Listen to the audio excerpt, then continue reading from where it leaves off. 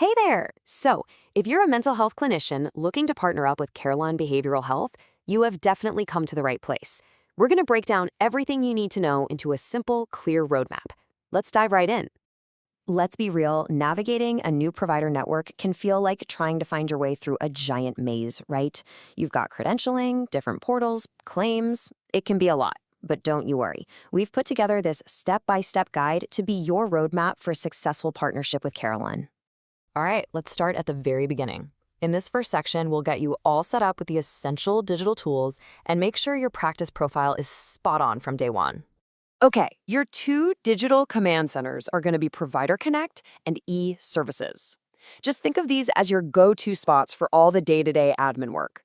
I mean, whether you're checking a patient's eligibility, submitting an auth, looking up a claim status, or printing an EOB, you'll be doing it all right here in one of these portals. You know, keeping your practice information current is absolutely critical. An old address can really mess up payments and referrals.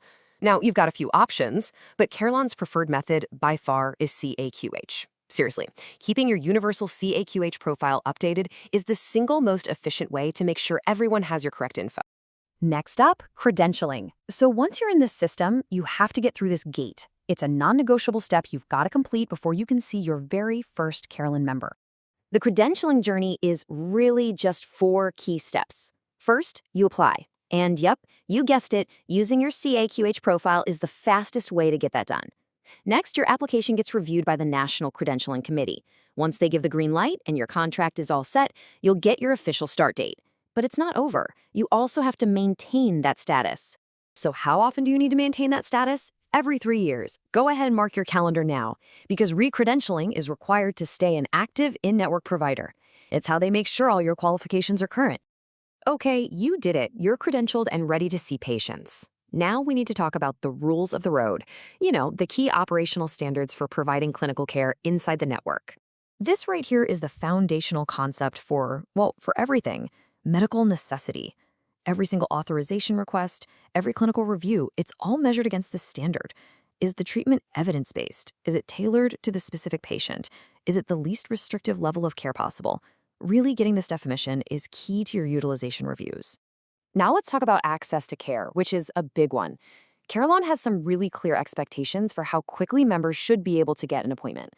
Emergencies are immediate, of course, but take a look at the routine appointments. You're expected to see a new patient within 10 business days.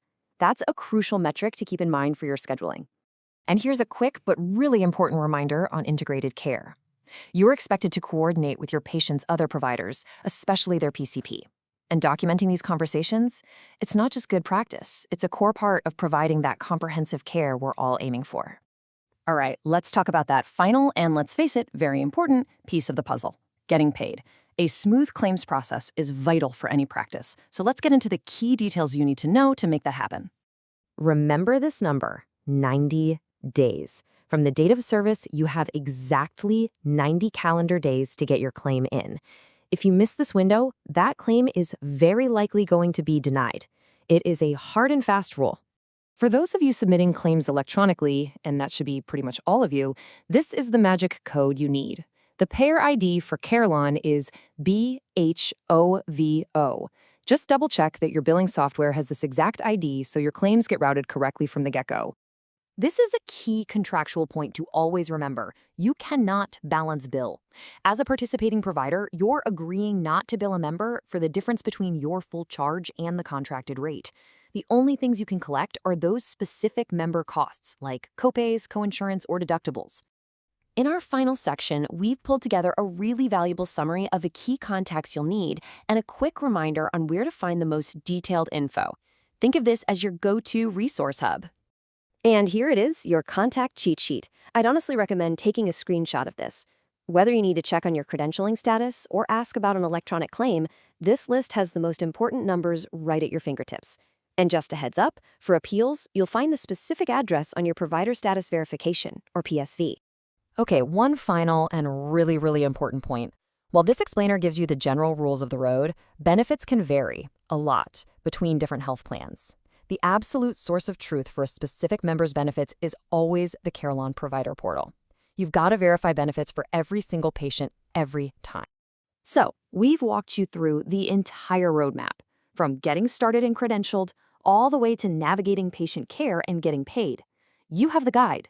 So the question is, what's the first step you're going to take?